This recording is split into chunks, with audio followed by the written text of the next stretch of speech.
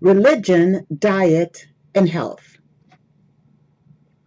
Talking about religion is a very sensitive topic for many individuals because they think others will make unfair assumptions or judgments about them or discriminate against them because of their beliefs.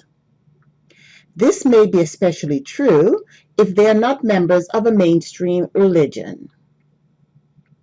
While some ethnic groups may make up a considerable proportion of a particular religious denomination, one should not make any assumptions about an individual's religion based on his or her ethnicity.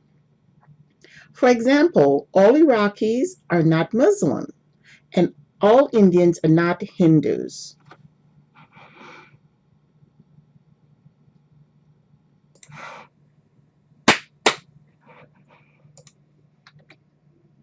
For example, all Iraqis are not Muslim, and all Indians are not Hindu.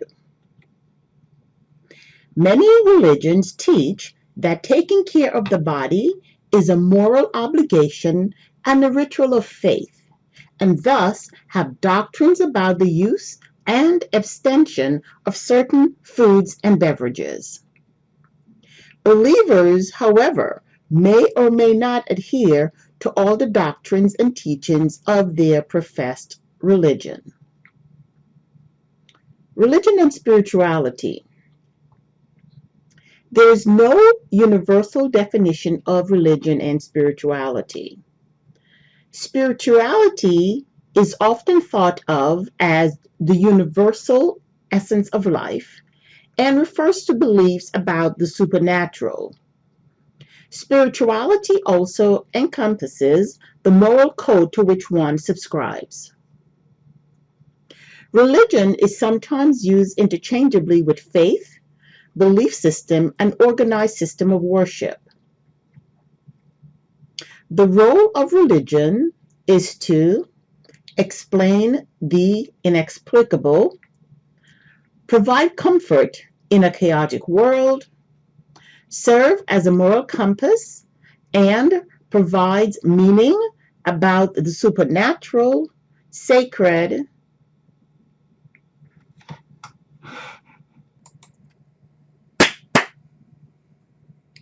The role of religion is to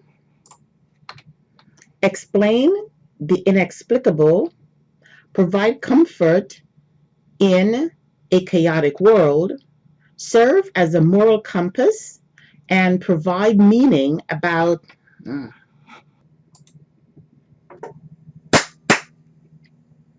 The role of religion is to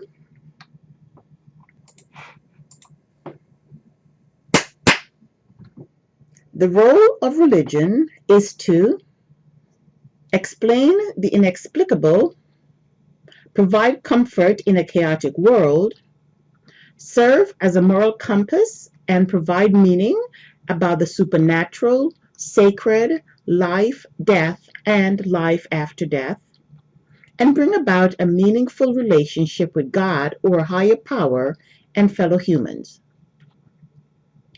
Religious affiliation. The U.S. Census does not collect data on religious affiliation. However, the Pew Research Center conducts a religious landscape study periodically.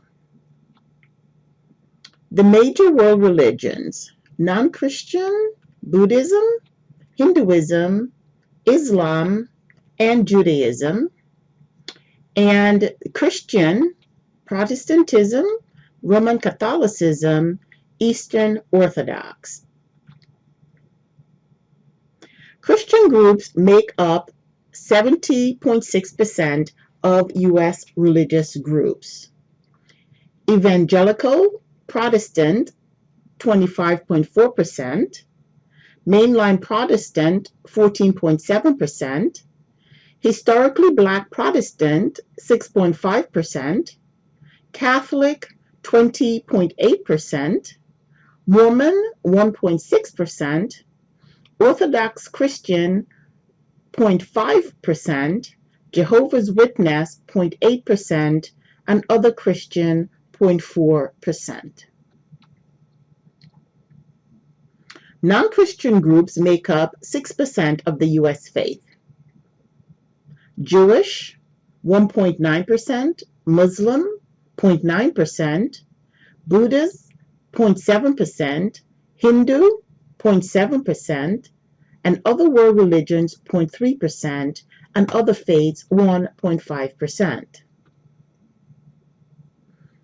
When we look at other faiths, those that say none, nothing in particular, make up about 15.8%. Other faiths, 1.5%, and the unaffiliated religious nones, 22.8%.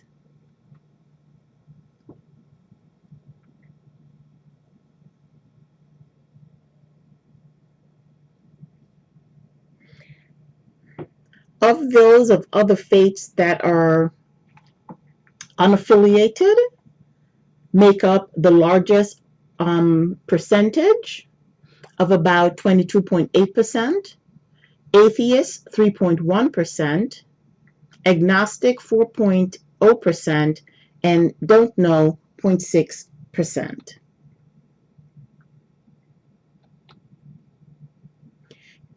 Christianity, both Protestantism and Catholicism, are rapidly declining in the U.S.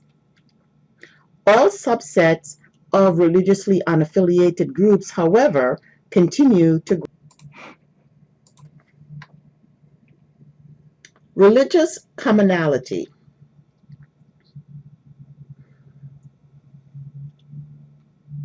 Most religious groups have these things in common. They teach to practice love, forgiveness, taking care of others, honoring elders, charity, fasting, and most major religions believe in the principle of fasting. Fasting is done to prove that the body can rule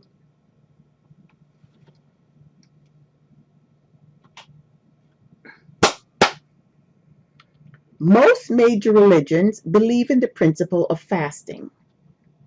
Fasting is done to prove that the soul can rule the body, and some religions have prescribed days to fast.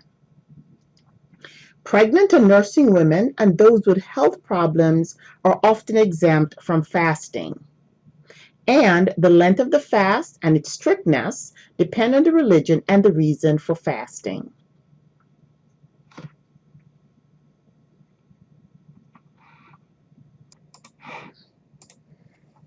Religion and health. Like culture and ethnicity, religion is an important determinant of an individual's perception of health and illness. The religious piety of the client often determines the role that faith plays in seeking medical attention, accepting of a diagnosis, complying with treatment and recommendations, responding to treatment, and recovering from the problem. Many clients understand the connection between mind and body and the connection between spirituality and health. Thus, they now seek healers of the mind and spirit, not just of the body. Many religions teach that taking care of the body is a moral obligation and a ritual of faith, and thus have doctrines about the use and abstention of certain foods and beverages. Believers, again, may or may not adhere to all the doctrines and teachings of their professed religion. Religious prescriptions range from a few to many, from relaxed to highly restrictive.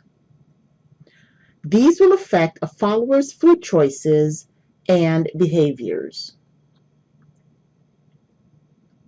Religion and cultural competence. Religion is one of the dimensions of diversity and thus should be addressed in cultural competence training. At a minimum, healthcare providers should know the spiritual or religious affiliation of their clients and understand the dietary and health teachings of their religions to better serve them. Health professionals should also ascertain the degree to which their clients follow and adhere to their religious beliefs and make recommendations accordingly.